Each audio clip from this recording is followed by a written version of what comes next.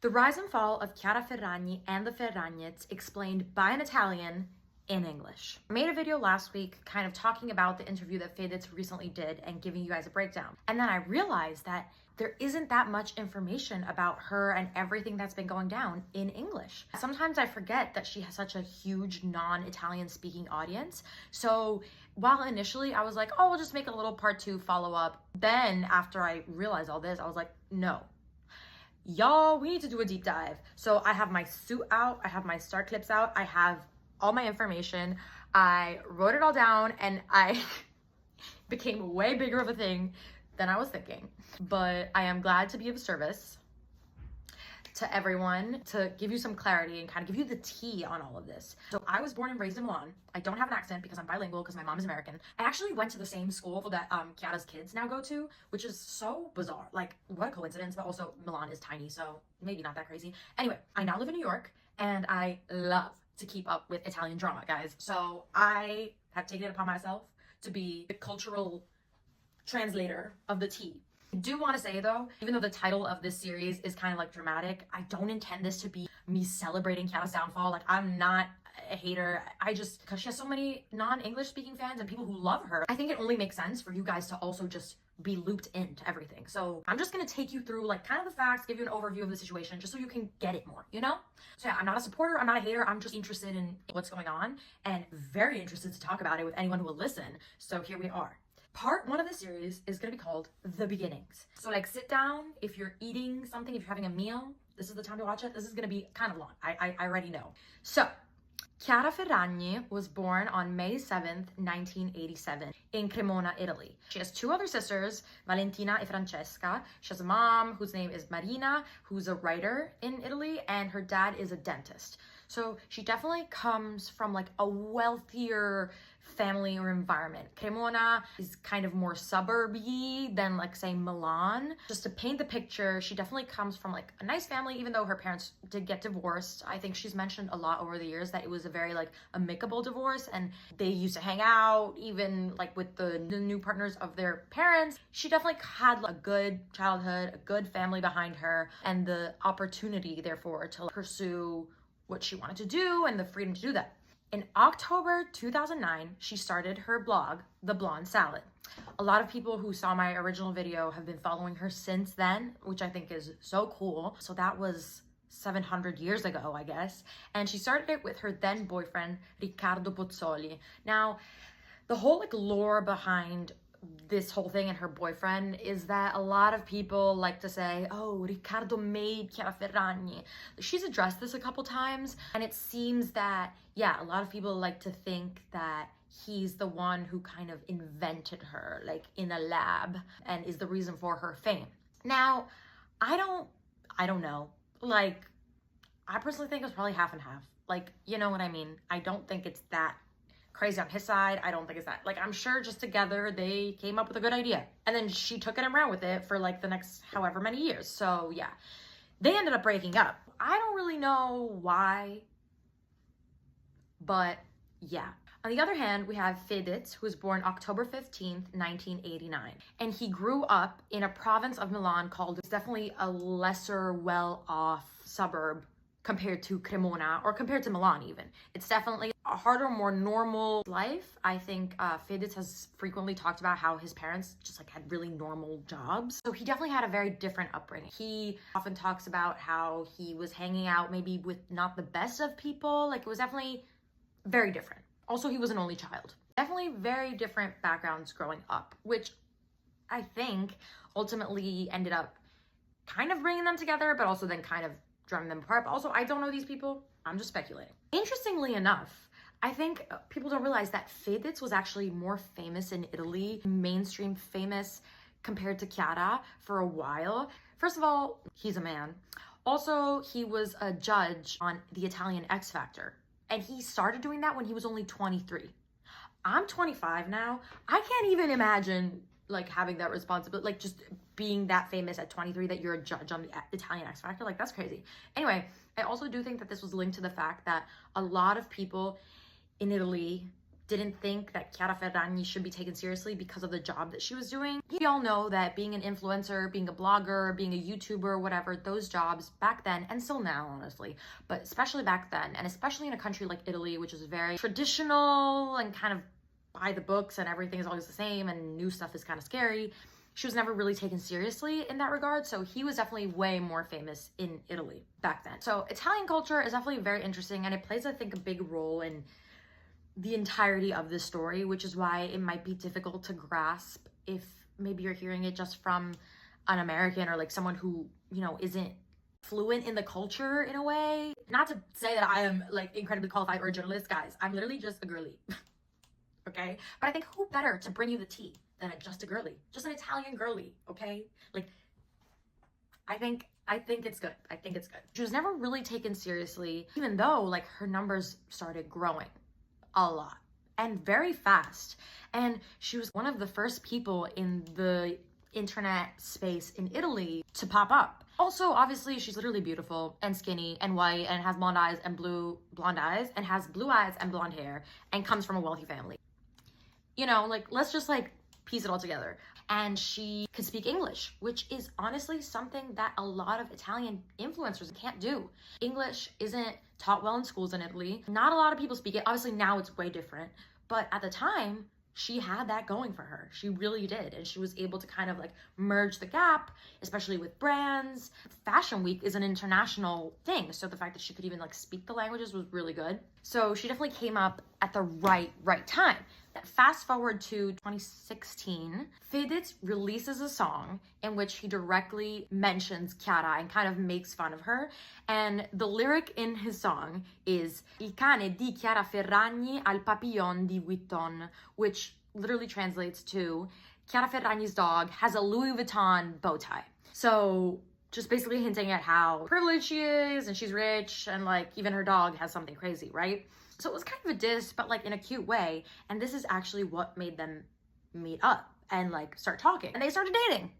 When I tell you, it was huge when they started dating in Italy because they were the most random people, honestly, to get together. But at the same time, it did make sense, but also it didn't because Fedez was kind of like giving bad boy energy, like tattoos. Like he's always been very outspoken regarding like politics and kind of like fighting with people and saying, I fight with people and fuck the system. Whereas Chiara has definitely not been like that. She's like perfect, pretty, skinny girl. She was living in LA. She was like going to Coachella. She didn't have that many controversies. Definitely two very different worlds. So it was huge. It was very, very big when they started dating. And yeah, very random. Because you would think that Fedez maybe wouldn't be into someone like that and that she wouldn't be into someone like him. But I guess opposites attract. And then slowly but surely it started making more and more sense to everyone. They kind of united to completely different worlds, two huge worlds, like the music industry and the like upcoming influencer blogger industry, the two biggest worlds. And they were at the top of these two worlds, mainstream wise. It was giving royalty. Anyway, so then they start dating, then they get pregnant. And they were really cute. I remember it being really cute and sweet and kind of like, aw, okay, these two people who seemingly came from different worlds, he started sharing a very soft side to himself. I think it was cute. And from the get-go, they started both sharing a lot of their love story, a lot about their pregnancy. And I think her being so open on social media affected him in a way where he started being very open and keeping everyone in the loop on social media too. And again, it was when social media was just starting to like really pop off. 2015, 2016, that was peak like Instagram. Instagram stories had just become a thing, you know what I mean?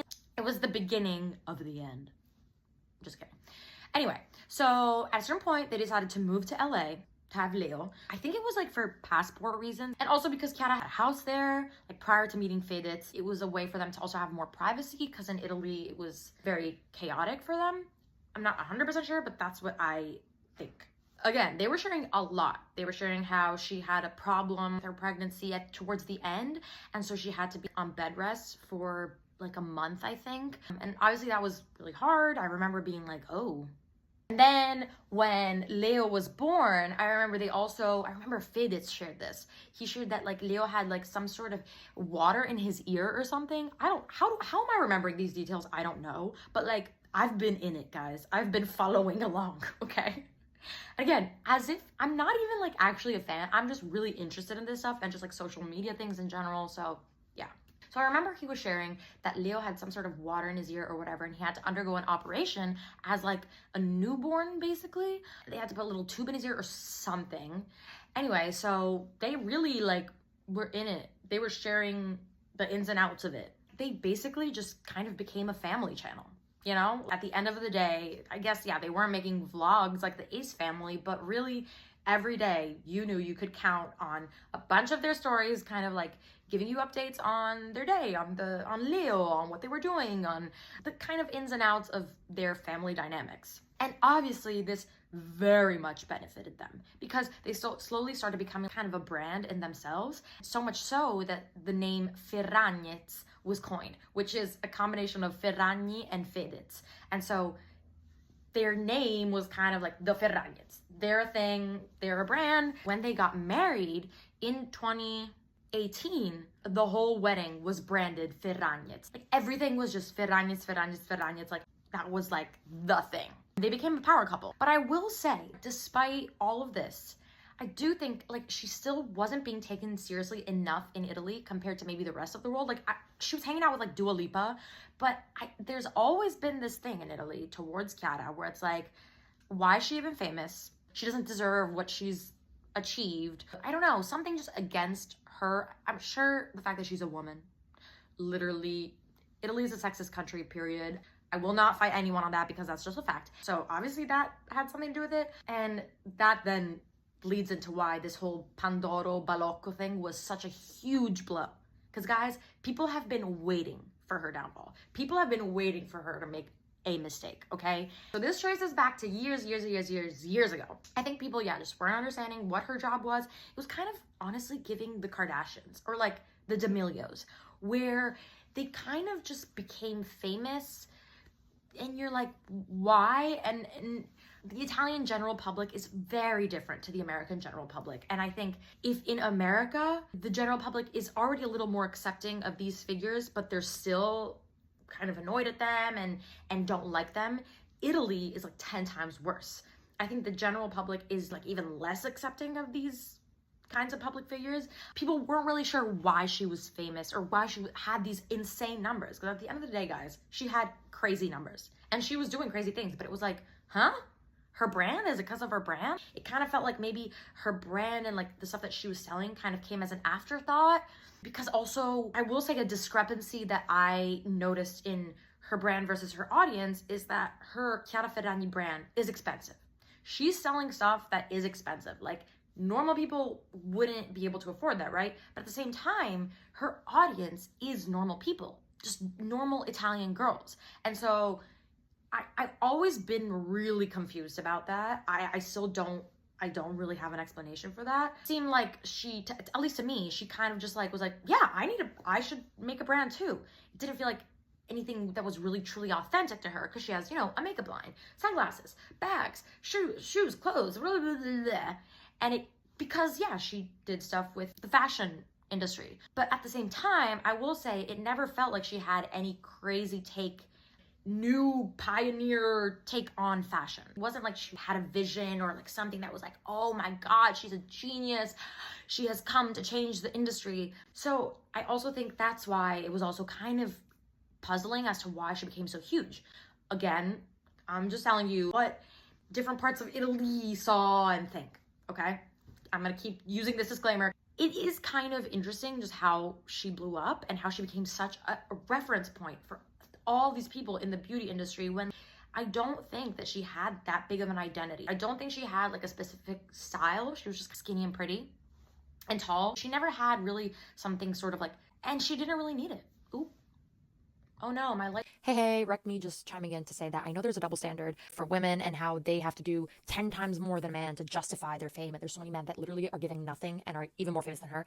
I don't want to add to that, but what I am trying to say is that it didn't feel like she was like really cool or had much to offer in the fashion sense because her title was like a fashion blogger, you know, because she started off like that. I think over time, her thing became way more about her family and very much about her kids and that stuff, and way less about fashion. So yeah, because she was just kind of wearing like very normal clothes that were just expensive.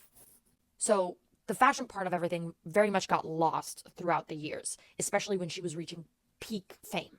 But yet she was known as the fashion guru. That's what I'm saying, where it's like there's some sort of disconnect between that stuff. Okay? Okay. Charged my light, took off my jacket. Here I am. What I was saying was she didn't really need something crazy innovative or whatever, or special or specific to get where she got. She just kept doing her thing. But I will say, yeah, a point of confusion for me was that she never really had a product or a take or a thing. You know what I mean? It was just like a lot of things put together. And especially her brand, I was always so confused about who is buying this brand. Genuinely, I have no idea. Like, no idea. I think maybe younger girls who wanted something for Christmas, maybe? I don't know. I don't know how her brand was doing well enough that people were buying things. I don't know. But I'm sure that real Chiara Ferragni stands, or people who've been following her since her blonde salad days, know way more about this. And I'm sure you guys could, share more about what it is that made her stand out so much in the beauty or fashion world. But just from like an objective, like kind of semi-distant point of view, I was always really confused about what's different about this brand. Why should people buy it other than it being a brand with her name on it and her signature eye thing? Now, she did end up doing a lot of collaborations down the line, which I'll get into, made way more sense for her audience, I think. Like she did a back to school line, and there were like pencil cases with her name, and it was more affordable. And I feel like that made more sense maybe for who her audience is. That same level of discrepancy between the lifestyle and what she was offering and her audience was also shown in her lifestyle, in the kind of life that she was showing and showcasing on the internet. Her and Fedez definitely like lived a very luxurious, and still live a very luxurious life. They moved into this rooftop apartment in like the newest building in Milan at the time, and they were always very much like showcasing it. They would get offered to go on vacation to places and not have to pay for it, and they would get crazy collaborations and partnerships and scent free things, obviously, and they were showcasing it. But I think, again, thing that's very important to remember here is that the Italian culture, Italian market, the Italian population is very different to the American one. Very much less consumeristic. I'm just like talking about the baseline here. Like overall, I'm generalizing, okay? Very much less into that kind of luxury lifestyle, and almost in a way mad that people have it, like almost annoyed that someone would showcase that. So I think that kind of frustration started also to build over the years, and that's why also people were like annoyed, I guess, that she was living this crazy life, which is really just not attainable for any normal Italian. But there is less of a fascination with that kind of lifestyle in Italy than there is in America. I think for the general overall generalized population. I personally honestly found it intriguing to kind of like live through them in a weird way and just see what they could have, because again, in Italy, this whole thing is very new. There really isn't anyone that was that public about being that wealthy and like doing their thing in the public eye in a very attainable, like parasocial way ever, right? So I feel like in America, it's very different. We've had reality shows that's like way more of a thing. In Italy, they were really kind of the first of their kind to really go all in that sense. The frustration with them also was linked to the fact that they did live such a privileged lifestyle. I'm not saying that Italy is like a terribly poor country and like people, but like the overall Italy is very much more middle class than Milan. Like Milan in itself is not really Italy, not representative of Italy, and I recognize that, and I'm from there, Real Italy is very different. So yeah, and I do think that a lot of Chiara's fans were from quote unquote real Italy, I think. I'm not sure about this. Anyway, they then got married in 2018. By the way, they got married on my birthday, which like, I don't know why that kind of weirds me out, because I'm like, oh wow, yeah, I guess we have that also in common. The wedding was huge, guys. It was like the equivalent of the UK royal wedding, but Italian version. I remember people knew, everyone knew. It was a thing. And again, it was super branded, Ferragnez. It was intense. Okay.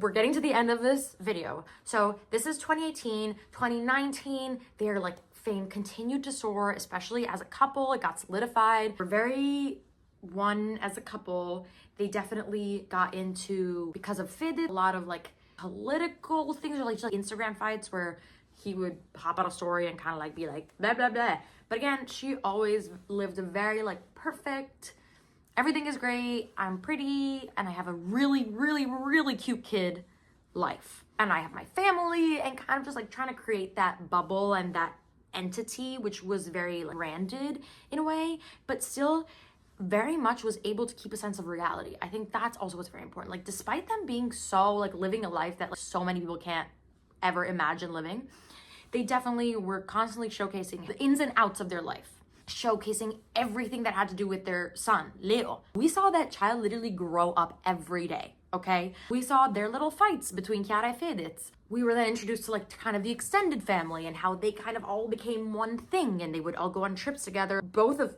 Fedez's parents and Chiara's like entire extended family, and like her parents, and the son that the dad had with another woman, like it became a huge just like thing. So much so that her sister, Valentina, became an influencer and like started following down a similar path. Hey, wrecked me popping in again to say that all three sisters had a significant other and they were always on vacation together. So it was Chiara, Fede, Valentina e Luca, and Francesca and Ricky. Valentina and Luca had been together for literally 10 years, and then they broke up like 2 years ago, and then they both immediately found like different partners so fast. It was crazy. And then Francesca and Riccardo have been together for also 700,000 years, and now they have a kid, and he's really cute, and they're like kind of just like the normal ones. Sorry, that might sound weird, but like just she's a dentist. I don't know what he does, but they seemed very like just like normal. And they would always go on these like crazy vacations with like 100 friends. Like, Chiara was always the one with like so many friends. She always had her like staple friend that she brought with her throughout the years, like Veronica Ferraro, a friend of Chiara's since like 2009 or something like that. Filippo Fiora, something like that. Fabio Maria D'Amato, who was her manager, who, guys, that, I cannot wait to talk about that, because the whole Pandoro thing and him, ooh, it seemed like she had a huge group of people surrounding her who were loyal, who they did everything together with, where Fedez was maybe a little more reserved and didn't always want to do things. She always wanted to go out. He was kind of more of a homebody, but it worked. There was like a camaraderie between them that was tangible and that was apparent and came across through a screen. So that made people feel very connected to them. Even if they didn't really like him, like I think people just still watched them because they were curious to know what is going on. What are these people doing? And they definitely like milked that shit because they were on their phone sharing every single little detail. Ever. So people kind of got used to that. Kind of got used to being able to invade their privacy, you know? Like, yeah, that's what you do. That's what they've done. That's what they've built their career on. This mutually beneficial relationship and like way of doing things has like really helped them grow their businesses.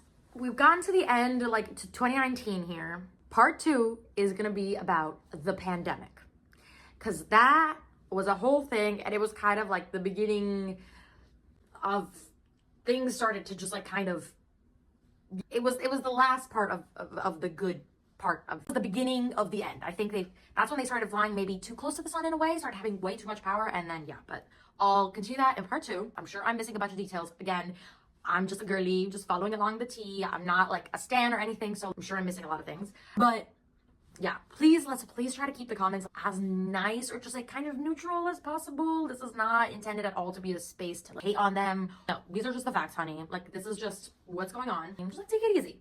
Take it easy. These are kind of my opinions in a way, kind of what I've gathered and my truth.